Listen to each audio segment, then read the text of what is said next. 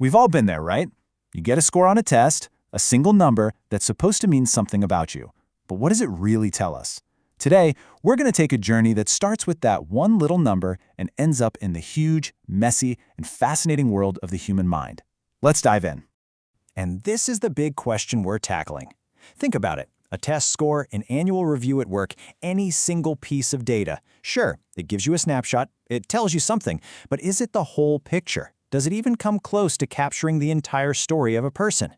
Well, as we're about to see, the answer is a pretty clear no way. Okay, so first things first, we need to get our heads around a really important distinction. It's the difference between just measuring something and actually truly understanding someone.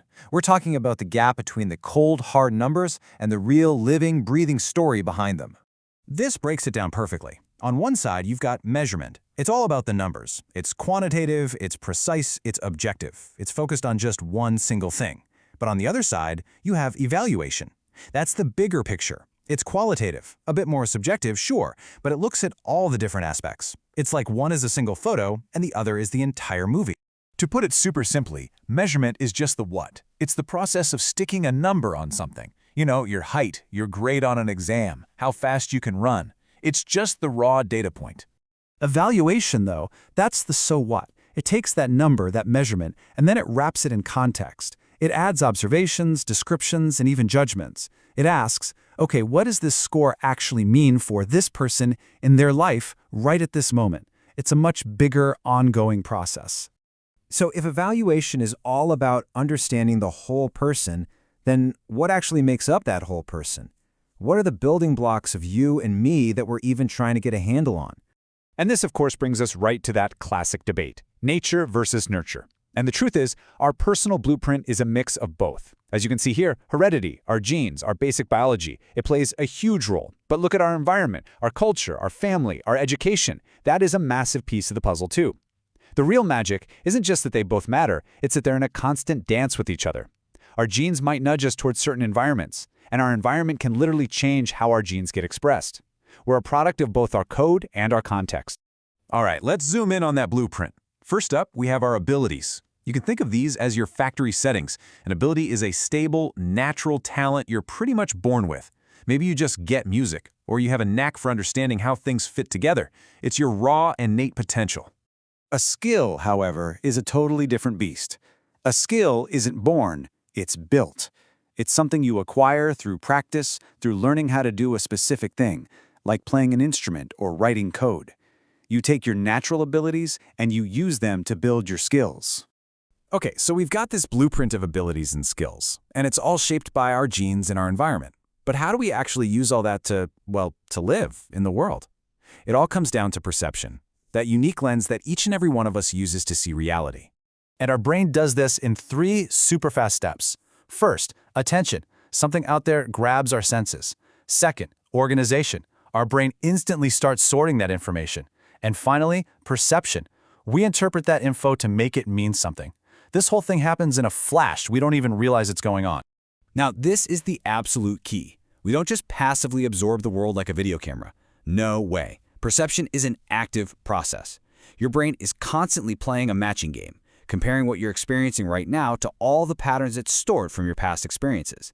It uses the patterns of yesterday to make sense of today.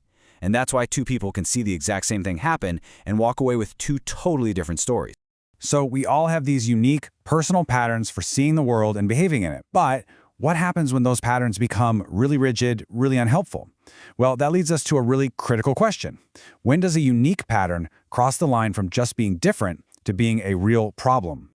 And honestly, this is one of the toughest questions in all of psychology. Where is that line? Is it just about how extreme a behavior is? Is it about what society thinks is acceptable? Where do you draw the line between someone just having a quirky personality and someone having a clinical condition that's causing real harm? To try and draw that line, clinicians often use a helpful framework. For a pattern of behavior to be considered a disorder, it usually needs to hit these 4 marks. First, is it atypical? Is it really unusual, way outside the norm? Second, is it disturbing? Does it cause real distress to the person or the people around them? Third, and this is a big one, is it maladaptive? Does it actually get in the way of them living their life? And finally, is it unjustifiable? is there no logical reason for the behavior? It's the combination of these things that points towards a diagnosis. This brings us to a specific category called personality disorders. Now, we're not talking about just having a bad mood or a tough week. These are defined by behavior patterns that are super inflexible, they're long-lasting, and they seriously get in the way of a person's ability to function in their social world. The pattern itself has become the problem. Just to give you an idea of how different these patterns can be, look at these three. With narcissistic personality disorder, the core is a powerful need for admiration and a real lack of empathy. Then you have avoidant personality disorder, which is all about deep social anxiety and fear of criticism.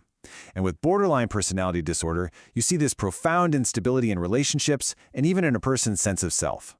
Three very different but equally rigid and impairing patterns. And this brings us right back to where we started. Remember that single test score? This quote just nails it. Measurement focuses on quantitative aspects, while evaluation is comprehensive, combining quantitative and qualitative dimensions. To really truly understand another human being, whether they fit a neat pattern or not, you need so much more than just a number. You need the whole story. So I'm going to leave you with this thought. Knowing that every single one of us is this complex mix of our genetic code and our life's context, and that we're all actively building our own reality every second of the day, how does that change how you see other people? And maybe more importantly, how does it change how you see yourself?